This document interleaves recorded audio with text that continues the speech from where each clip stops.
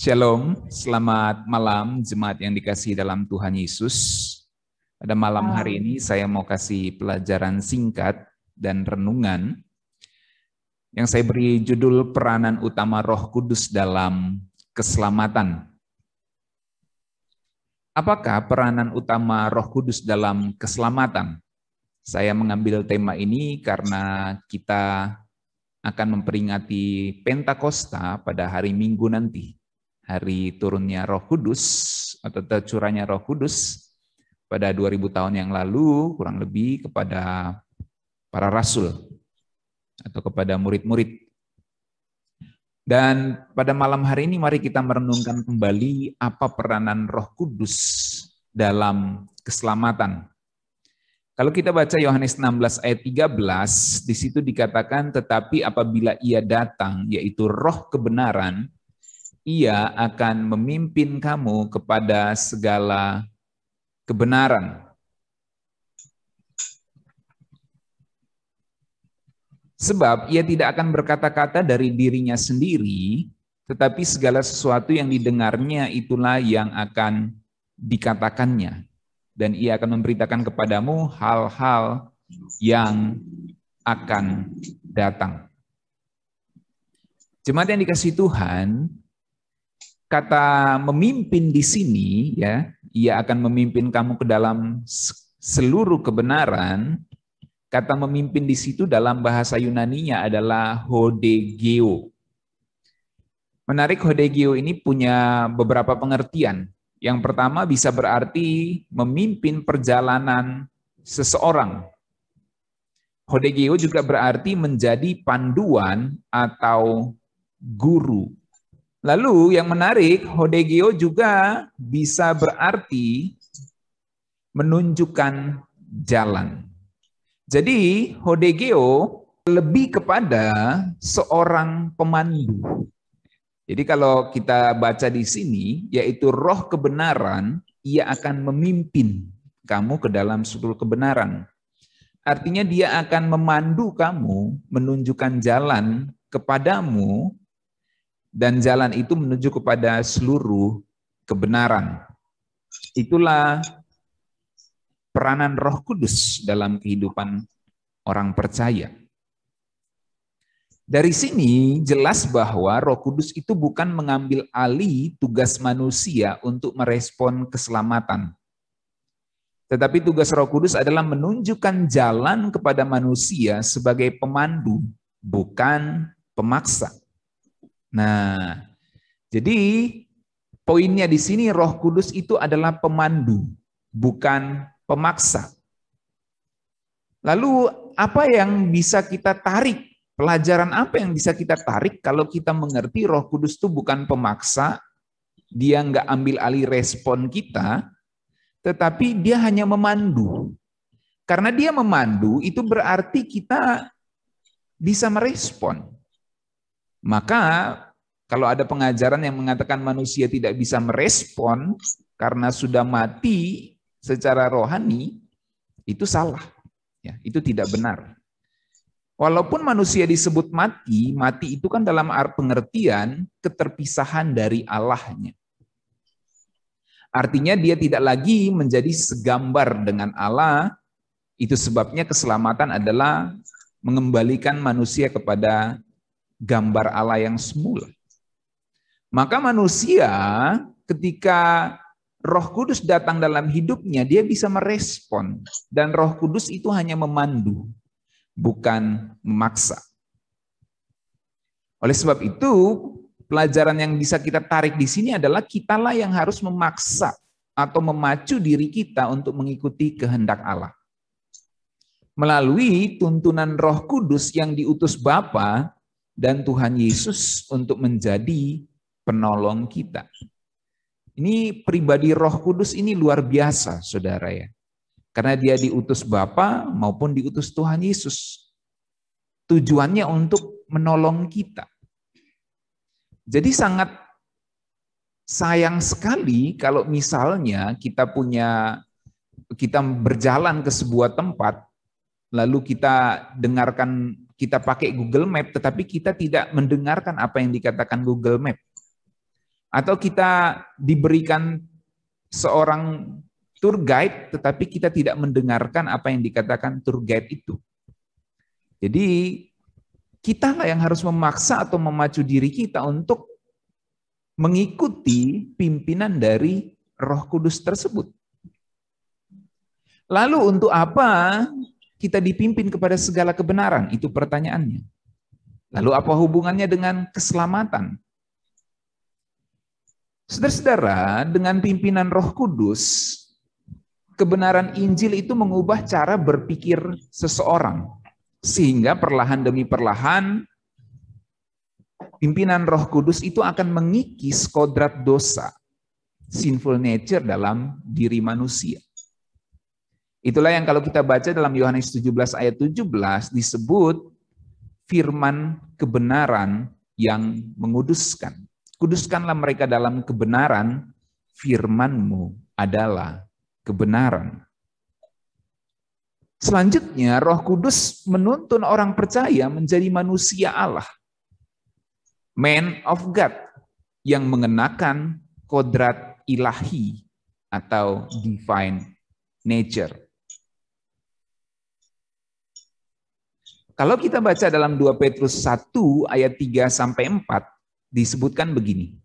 Karena kuasa ilahinya telah menganugerahkan kepada kita segala sesuatu yang berguna untuk hidup yang saleh oleh pengenalan kita akan Dia yang telah memanggil kita oleh kuasanya yang mulia dan ajaib. Dengan jalan itu Ia telah menganugerahkan kepada kita janji-janji yang berharga dan sangat besar, supaya olehnya kamu boleh mengambil bagian dalam kodrat ilahi dan luput dari hawa nafsu duniawi yang membinasakan dunia. Dalam bahasa Inggris, kuasa ilahinya itu adalah His divine power. Apakah His divine power ini? His divine power di sini bisa menunjuk pada Roh Kudus dan Injil. Kalau kita melihat janji Tuhan Yesus kepada murid-muridnya, kamu akan menerima Roh Kudus. Kamu akan menerima kuasa kalau Roh Kudus turun atasmu. Dan Roma 1 jelas mengatakan ayat 16, Injil adalah kekuatan Allah yang menyelamatkan. Dan itu dikaruniakan kepada orang-orang percaya. Jadi kalau 2 Petrus 1 ayat 3 sampai 4 mengatakan karena kuasa ilahinya telah menganugerahkan kepada kita segala sesuatu yang berguna, maka His divine power ini bisa menunjuk kepada Roh Kudus dan kebenaran Injil yang diberikan kepada kita. Kebenaran Injil itulah dan kuasa Roh Kudus itulah yang bisa membuat kita mengambil bagian dalam kodrat ilahi. Dalam hal ini Roh Kudus dan kebenaran Injil adalah kuasa ilahi yang telah dianugerahkan kepada kita supaya kita mengambil bagian dalam divine nature itu, saudara, atau kodrat ilahi. Itu berarti kita harus mengambil bagian dalam kekudusannya. Nah, jadi kalau saudara kurang mengerti apa itu kodrat ilahi, itu berarti bahasa sederhananya adalah mengambil bagian dalam kekudusannya. Nah, di sini saya tidak kutip ayatnya, saya mau salah satu orang bacakan. Ya, Ibrani 12 ayat 10. Ayo bacakan. Ibrani 12 ayat 10. Siapa aja yang cepat dapat silakan buka mic-nya. Baca. Ya, sebab mereka mendidik kita dalam waktu yang pendek sesuai dengan apa yang mereka anggap baik, tetapi Dia menghajar kita untuk kebaikan kita supaya kita beroleh bagian dalam kekudusannya. Ya. Jadi bapak kita di dunia atau orang tua kita di dunia ini mendidik kita. Apalagi Bapa di sorga. Dia akan mendidik kita dan tujuan pendidikan itu adalah supaya kita mengambil bagian dalam kekudusannya. Itulah yang disebut kodrat ilahi. Ibarat sekolah, maka secara rohani kita ini sedang sekolah, saudara. Nama sekolahnya adalah kehidupan. Textbooknya atau buku teksnya adalah Alkitab, Injil. Dan gurunya adalah Tuhan Yesus sendiri melalui Roh Kudus yang menuntun kita. Hamba-hamba Tuhan, pendeta-pendeta itu hanyalah perwakilan sementara atau perwakilan yang terbatas dari Sang Guru Agung, yaitu Tuhan Yesus Kristus melalui Roh Kudusnya. Jadi kalau dalam sekolah kehidupan ini kita mengalami permasalahan, itu adalah bagian dari kurikulum. Artinya kalau kita sudah menghadapi masalah, mari lihat manual booknya, yaitu Injil, saudara. Apa yang dikatakan Injil? Apa yang dikatakan Roh Kudus untuk kita menghadapi permasalahan seperti itu? Itulah yang disebut tujuan akhirnya adalah supaya kita bisa mengambil bagian dalam kekudusannya. Jadi, kalau saya boleh simpulkan, peranan utama Roh Kudus dalam keselamatan adalah memimpin orang percaya kepada kebenaran yang menguduskan. Supaya orang percaya bisa mengenakan kodrat ilahi, yaitu mengambil bagian dalam kekudusannya. 2 Petrus 1 ayat 3-4, His divine power tadi, dan Ibrani 12 ayat 10. Dengan begitu, orang percaya bisa disebut kudus dan tak bercacat di hadapannya. Jadi kalau kita mau disebut kudus dan tak bercacat di hadapannya, maka ada prosesnya, tidak instan. Coba baca Efesus 1 ayat 4. Ayo, siapapun yang dapat duluan. Efesus 1 ayat 4, silakan baca.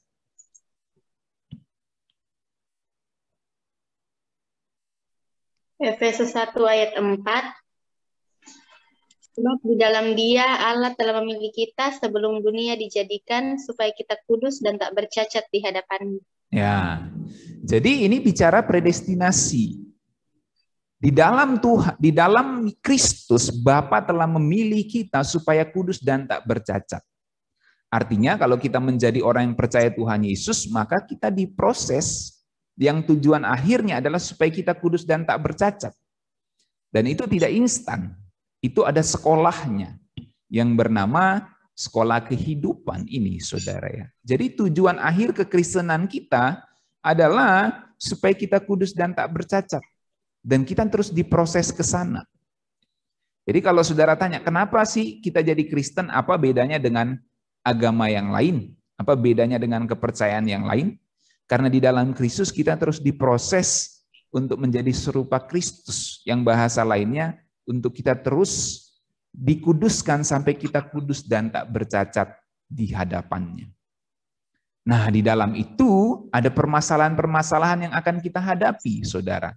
Tetapi justru lewat permasalahan itu, maka kita mendapat kesempatan untuk mengambil bagian dalam kekudusannya. Itu sebabnya inilah renungan yang saya mau kasih kepada kita.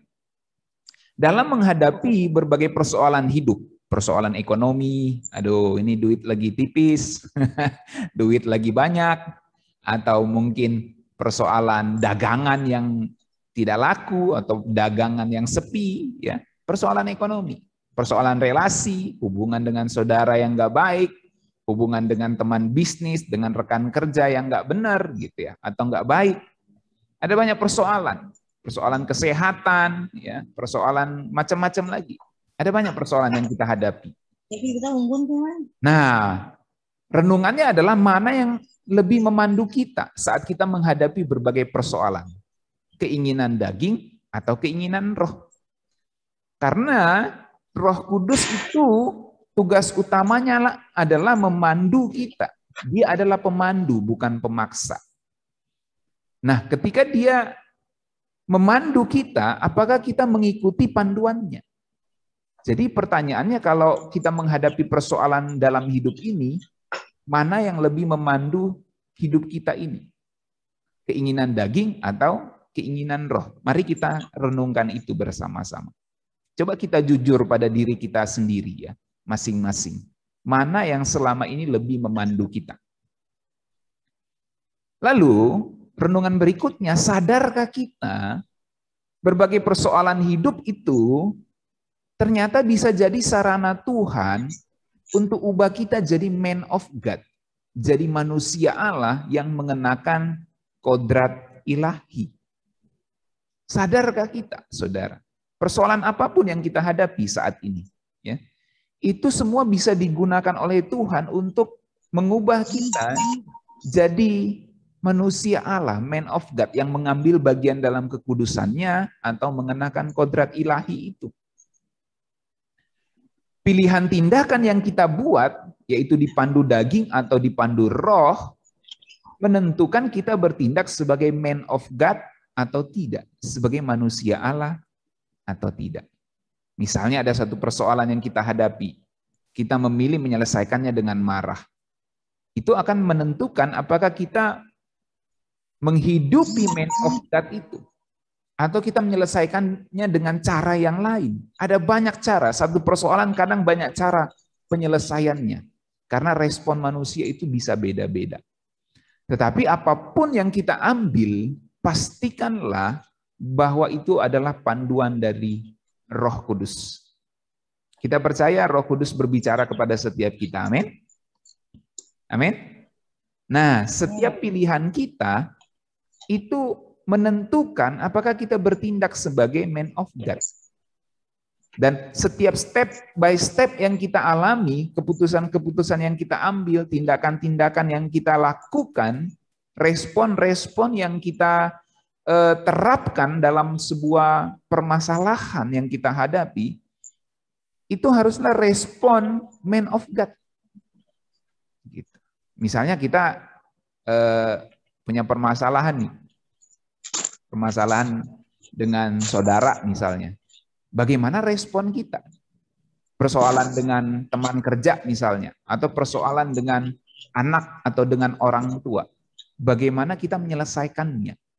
Bagaimana kita merespon itu menentukan apakah kita menjadi man of God atau tidak. Apakah kita bertindak sebagai man of God atau tidak. Nah, dan di hadapan Tuhan itulah yang penting.